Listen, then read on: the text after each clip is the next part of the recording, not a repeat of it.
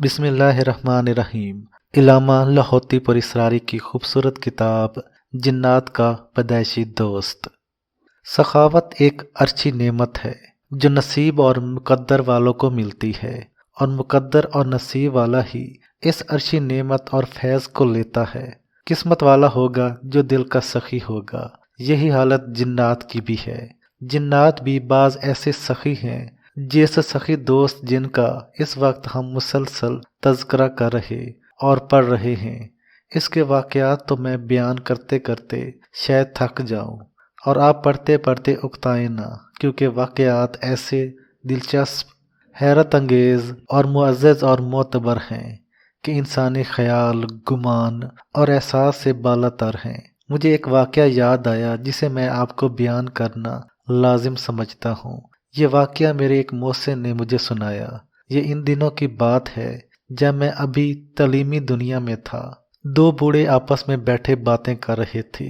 ایک بوڑھا کہنے لگا کہ میرے والد قرآن پاک کی آیات، وظائف، تسبیحات بہت کرتے تھے، اتنا پڑھتے تھے کہ ان کا حلق خشک ہو جاتا تھا، اور بعض اوقات وہ پڑھتے پڑھتے آدھا آدھا گھڑا پانی کا پی جاتے تھے، اور اپنے جسم پر بھی پانی چھڑکتے رہتے تھے، اتنا زیادہ ان کو گرمی اور حدت ہوتی۔ اسی گفتگو کے دوران انہوں نے بتایا کہ ایک جن اچانک ان کے پاس آیا اور کہنے لگا، آپ اتنے وظائف، اتنی تسبیحات، اتنا قرآن، اتنی تلاوت اور اتنی آیات پڑھتے ہیں، مجھے آپ بہت اچھے لگتے ہیں۔ میں تونگر ہوں، مالدار ہوں، میرے پاس کسی چیز کی کمی نہیں، میں ہمیشہ نیک لوگوں کی تلاش میں رہتا ہوں، اور پھر نیک لوگوں کے پاس اٹھنا بیٹھنا، ان کی صحبت اور سنگت مجھے اچھی لگتی ہے۔ میں کئی دنوں سے آپ کے پاس آ کر بیٹھ رہا ہوں، آپ کے معاملات، آپ کے اذکار، آپ کی تسبیحات دیکھ رہا ہوں۔ آپ سے نکلنے والی خوشبو مجھے بہت متاثر کرتی ہے، لہٰذا میں آپ کا دوست بننا چاہتا ہوں۔ یہ واقعہ دونوں بوڑھے ایک دوسرے کو سنا رہے تھے، اور میں سن رہا تھا۔ جو بوڑھا یہ واقعہ سنا رہا تھا، یہ واقعہ اس کے بڑوں کا تھا، تو وہ بڑے کہنے لگے، اگر آپ میرے دوست بننا چاہتے ہیں تو خوشی کی بات ہے، ضرور بنیں، میں آپ کا دوست رہوں گا، لیکن کہیں ایسا تو نہیں کہ آپ مجھے تکلیف دیں گے؟ تو وہ جن ہنس پڑا، کہنے لگا، آپ کا خدشہ بالکل ٹھیک، جنات تکلیف دیتے ہیں، لیکن میں ان جنات میں سے نہیں ہوں جو تکلیف دینے والے ہوں، بلکہ ان جنات میں سے ہوں جو راحت پہنچانے والے اور خیر و برکت پہنچانے والے ہیں۔ میں آپ کا ساتھی ہوں، میں آپ کا خیر خواہ ہوں۔ اگر میں نے آپ کا احترام کیا ہے اور آپ کو عزت دی ہے تو پھر یقیناً مجھے آپ کو تحفظ بھی دینا ہے، اور میں آپ کو تحفظ کے ساتھ ہی لے کر چلوں گا۔ وہ بزرگ بڑا خوش ہوئے، اور اب تو ان کی دوستی آپس میں چلنے لگی، دوستی اور محبت بڑھنے لگی، اور ایسی دوستی محبت بڑھی کہ ہمارے بڑے ان کے بغیر نہیں رہتے تھے، حتیٰ کہ ایک وقت کا کھانا دونوں اکٹھا ضرور کھاتے تھے۔ بعد میں پتہ چلا وہ جن بہت سخی جن ہے، اور وہ مختلف غربا مساکین کی سخاوت کرتا رہتا ہے، لیکن اس کی سخاوت کا انداز اور ہے۔ وہ چپکے سے غریبوں کے مال میں جا کر اپنا مال شامل کر دیتا ہے، غریبوں کی گندم میں گندم لے جا کر شامل کر دیتا ہے۔ ان کے گھروں میں جہاں کپڑے رکھتے ہیں وہاں ان سلے کپڑے یا سلے کپڑے، وہ ضروریات کچھ اس انداز سے پوری کرتا ہے، وہ براہ راست لوگوں کے سامنے نہیں آتا، وہ انسانوں کی بھی اور جنات کی بھی ضروریات پوری کرتا ہے، اور کرتا بہت انوکھے انداز سے ہے، اور بہت عجیب انداز سے، اور اس کی طبیعت میں بس جذبہ ہے، غریب پروری کا، مسکینی کا، اور وہ جذبہ ہے ہی ایسا جو مخلوق کو نفع دے رہا ہے۔ وہ ہر وقت اسی جذبے سے سرشار ہوتا ہے۔ وہ مزے لے لے کر اس جن کے واقعات سنا رہے تھے۔ یہ اس بات کا احساس ہے کہ جنات سخی ہوتے ہیں، غریب پرور ہوتے ہیں، اور جنات کبھی بھی ظالم نہیں ہوتے، لیکن ہوتے بھی ہیں۔ اکثریت ظالم، جابر، فاسق، فاجر اور بے درد، بے رحم جنات کی ہوتی ہے۔ اکثریت ایسے لوگوں پر مشتمل ہوتی ہے جو لوگوں کو دکھ دے کر اس میں اپنی راحت سمجھتے ہیں، تکلیف دے کر اس میں اپنی خوشی سمجھتے ہیں، لیکن نیک اور شریف سخی جنات، آخر ان کے سچے واقعات ہم کیوں بھول جائیں اور ان کی سچی زندگی کو ہم کیوں فراموش کر دیں؟ آئیے ہم اپنے اس سخی جن کی طرف لوٹ آتے ہیں جن کے واقعات ہم مسلسل بیان کر رہے ہیں اور اس سے مخلوق خدا کو فائدہ ہو رہا ہے۔ سخی جن نے ایک اپنا واقعہ سنایا، کہنے لگے میرے پردادا کے دادا بھی اسی طرح سخی تھے۔ آخر ایک دفعہ ان کا سب کچھ خالی ہو گیا اور اتنا بھی نہ رہا کہ خود بھی کھا سکیں، لیکن سائل اور ضرورت مند ان کے گھر آتے رہے۔ اب وہ شرمندہ کہ ان سائلوں اور ضرورت مندوں کو ہم کیا دیں۔ آخر کار انہوں نے مصلی بچھایا اور اللہ کے سامنے روتے رہے۔ عصر کے وقت بیٹھے صبح فجر کے بعد تک، حتیٰ کہ اتنے تھکے کہ بے ہوش ہو گئے۔ آدھے دن سے زیادہ مصلی پر پڑے رہے۔ گھر والوں نے زبردستی اٹھا کر کچھ کھلایا پلایا، پھر وہ مصلی پر بیٹھے روتے رہے، یا اللہ تو نے میری ذمہ داری لگائی ہے اپنے بندوں کی، انسانوں اور جنات کی خدمت کے لیے۔ یا اللہ میں کہاں سے لاؤں؟ جو میرے پاس تھا وہ میں نے دے دیا۔ اے اللہ اب تو دے گا تو میں ان کو دوں گا، اگر تو نہیں دے گا تو میں کہاں سے دوں گا؟ نامعلوم کیا باتیں تھیں، درد تھا، کیا سوز تھا، کیا اندر کا ایک غم تھا۔ پورے 40 دن مصلی سے نہیں ہٹے، بس وہیں کچھ کھا پی لیتے، وضو تازہ کر لیتے اور وہیں لیٹے رہتے۔ سوکھ کر کانٹا ہو گئے۔ ٹھیک 40 دن کے بعد ایسے محسوس ہوا جیسے ان کو کوئی غیبی مدد کی اطلاع ملی یا کوئی غیبی اشارہ ملا ہے۔ صبح ان کا چہرہ حشاش بشاش، ان کا جسم باوجود سوکھ کر کانٹا ہونے کے، کمزور ہونے کے بالکل صحت مند، تندرست، طاقتور اور لاجواب تھا۔ وہ اٹھے اور چل پڑے، کسی کو اطلاع نہ کی۔ اب لوگ حیران، یعنی گھر والے کہ یہ کہاں جا رہے ہیں۔ کچھ نے ساتھ چلنے کا ارادہ کیا تو ان کو منع کر دیا کہ نہ چلیں۔ شام کو جب واپس گھر لوٹے تو ان کے ہاتھ میں ایک چمڑے کی بوسیدہ پرانی پوٹلی تھی۔ کھولی تو اس میں چند پتھر تھے جن میں نہ کوئی چمک، نہ کوئی رونق، نہ کوئی حسن و جمال تھا، لیکن ان کی آنکھوں میں بہت زیادہ چمک تھی اور وہ مسلسل ان کو دیکھے جا رہے تھے۔ اس دن کھایا پیا بہت زیادہ خوش رہے۔ صبح اس میں سے ایک پتھر لیا اور بڑے شہر کا رخ کیا۔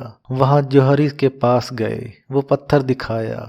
اس نے پتھر دیکھتے ہی فوراً ٹکٹکی باندھ کر میرے ان بڑوں کو دیکھا جنہوں نے 40 دن مصلی پر رو دھو کر اللہ سے مدد مانگی تھی کہ میری سخاوت چلتی رہے، میرا در پر رزق کے دروازے کھلے رہیں۔ کہنے لگے یہ آپ نے کہاں سے لیا ہے؟ کہا اللہ کے خزانے سے لیا ہے۔ لیکن پھر کہنے لگے کہ یہ آخر اللہ کے خزانے آپ کے ہاتھ کہاں سے لگے اور اس خزانے کا دروازہ کیسے کھلا؟ اگر آپ مناسب سمجھیں تو مجھے بتا دیں، کیونکہ اب تو خزانہ آپ کے ہاتھ آ چکا، لیکن مجھے اچھا لگے گا کہ آپ خزانے تک کا دروازہ کھلوانے کا ذریعہ بنے ہیں اور وہ داستان مجھے سنا دیں۔ تو میرے بڑوں نے وہ واقعہ سنایا کہ میں سخاوت کرتا تھا اور اسی طرح سخی تھا، اور سخاوت کرتے کرتے آخر میں غریب ہو گیا، تنگ دست ہو گیا، اتنا بھی نہ رہا کہ میں گھر والوں کو کھلا سکتا۔ مجھے اور کچھ نظر نہ آیا۔ میں نے سوچا کہ جس سخی کے دروازے پر میں دیتا رہا، اس سخی کے دروازے کو کیوں نہ کھٹکھٹاؤں اور اسی سے مانگوں اور اسی سے حاصل کروں۔ آخر کار میں نے اس سخی کے دروازے سے حاصل کرنے کے لیے دن رات رویا، گڑ گڑایا، بھکاری بنا، محتاج بنا۔ مجھے اشارہ ہوا کہ یہاں سے 3 کوس کے فاصلے پر ایک پرانا کھنڈر ہے، بس تم جاؤ اور وہاں جا کر مشرق کی طرف منہ کر کے کھڑے ہو جاؤ۔ کچھ ہی دیر کے بعد تم محسوس کرو گے تمہارے پاؤں کے نیچے سے زمین سرک رہی ہے۔ نہ خوف کرنا، نہ ڈرنا، پھر تمہیں راستہ ملے گا۔ میں چلا گیا۔ مقررہ جگہ پر وہاں جا کر میں کھڑا ہوا۔ میرے نیچے سے زمین سرکی۔ دیکھا تو میں سیڑھیوں کے قدم پر کھڑا تھا۔ مٹی ہٹ چکی، زمین پھٹ چکی تھی، نیچے سیڑھیاں اتر رہی تھیں۔ میں سیڑھیاں اترتا گیا۔ بہت گہری سیڑھیاں تھیں، لیکن اوپر کی روشنی مسلسل میرا ساتھ دے رہی تھی۔ آخر کار دروازہ نظر آیا جو بند تھا۔ وہ تانبے کا دروازہ تھا۔ اب پریشان کہ میں یہاں تک پہنچا ہوں، آگے کیا ہوگا؟ آواز آئی، جس نے یہاں پہنچایا ہے وہ آگے بھی پہنچائے گا۔ سخیوں کے لیے ہمیشہ دروازے کھلتے ہیں، بند نہیں ہوتے، کیونکہ سخیوں کے دروازے ہمیشہ کھلے ہوئے ہوتے ہیں۔ آخر کار دروازہ کھلا، اندر گیا تو بالکل ویرانہ تھا، کچھ بھی نہیں تھا، ایک مٹی کا تھال پڑا تھا۔ اس تھال کے درمیان میں چمڑے کی یہ تھیلی پڑی تھی۔ میں سمجھ گیا کہ سب کچھ یہی تھیلی ہے، اور میں تھیلی لے کر باہر نکلا۔ دروازہ خود بخود بند ہو گیا۔ میں جوں جوں سیڑھیاں چڑھتا جا رہا تھا، ایسے محسوس ہو رہا تھا سیڑھیاں خود بخود بند ہو رہی۔ جب آخری سیڑھی سے نکلا، زمین ایسے بند ہو گئی جیسے کوئی خیال ہی نہیں تھا، نہ گمان تھا۔ یہ واقعہ میرے بڑے نے اس جوہری کو سنایا۔ جوہری کہنے لگا، دراصل یہ خزانہ حاتم طائی کا ہے، اور یہ پوٹلی پوری ہونی چاہیے، اور یہ چمڑے کی پوٹلی ہوگی، اس میں سے صرف ایک موتی ہے۔ جوہری نے بیٹھے بٹھائے اس موتی کو اپنے فن سے چند لمحوں میں پالش کیا تو اس کی چمک ایسی تھی کہ آنکھیں نہیں ٹھہرتی تھیں اور آنکھیں چدھیا جاتی تھیں۔ وہ جوہری کہنے لگا، اس ایک قیمتی پتھر کی قیمت بڑے بڑے خزانے ہی ہیں، ایک جن نہیں دے سکتا، لہٰذا میں آپ کو 22 صندوق سونے کے بھرے ہوئے اس کے بدلے میں دیتا ہوں۔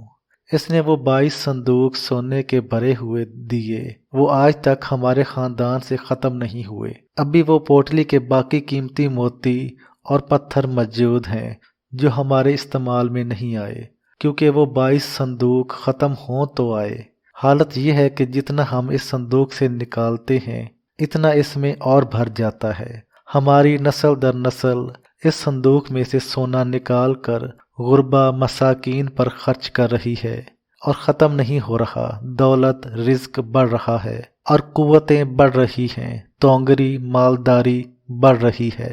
قارئین، اللہ کا وعدہ ہے، میں خرچ کرنے والوں کے رزق کو بڑھاتا ہوں اور روکنے والوں کے رزق کو ختم کرتا ہوں۔ اللہ پاک خرچ کرنے والے رزق کو ہمیشہ بڑھاتا ہے، اور اس کا رزق بڑھاتا چلا جاتا ہے۔ دولت، رزق، عزت اور خیر خواہی غیب کے خزانے سے ہمیشہ ملتی بھی ہے، بڑھتی بھی ہے۔ اللہ سچا ہے، اللہ کا وعدہ سچا ہے، اور سچوں کے سچے وعدے پر یقین رکھنے والے ہی سچے ہوتے ہیں، وہ انسان ہوں یا جن ہوں۔ انسانوں میں تو حاتم طائی کی مثال مشہور ہے۔ میرا گمان ہے کہ میں نے اس جن کو بھی حاتم طائی پایا۔ اگر حاتم طائی سے بڑھ کر نہیں ہے تو حاتم طائی سے کم بھی نہیں ہے، اور حاتم طائی نے جو مثالیں قائم کی ہیں، اس جن نے وہ مثالیں قائم کی ہیں۔ اب بہت لاجواب مثالیں ہیں کہ مخلوق کے دکھ درد کو سمجھنا اور مخلوق کے دکھ درد کو پرکھنا۔ اصل یہی ہے، جو دکھ درد کو سمجھتا ہے، جو سخاوت کے دروازے کھولتا ہے، جو تونگری کے دروازے عام کرتا ہے، جو اللہ کے مخلوق کو کھلاتا پلاتا ہے، اللہ اس کی نسلوں کو فقر، غربت، تنگ دستی، مفلسی سے بچاتا ہے، اور مفلسی اور تنگ دستی سے اللہ اس کی حفاظت فرماتا ہے۔ آئیں ہم بھی تنگ دستی، مفلسی سے اگر بچنا چاہتے ہیں تو پھر اس سخی حاتم طائی جن کی اتباع کریں، جو یہ نہیں دیکھتا یہ انسان ہے، گنہگار ہے، خبیث ہے، بدکار ہے، چھوٹا ہے، بڑا ہے، اچھا ہے یا برا ہے، جو یہ نہیں دیکھتا کہ جس کو میں دے رہا ہوں وہ میرا کبھی شکریہ ادا کرے گا، شکریہ کی توقع نہیں رکھتا، وہ شکریہ کی امید نہیں رکھتا، بلکہ ہمیشہ یہی توقع رکھتا ہے کہ کسی طرح میرا مال مخلوق، انسان یا جنات کے لیے خرچ ہو جائے اور قبول ہو جائے۔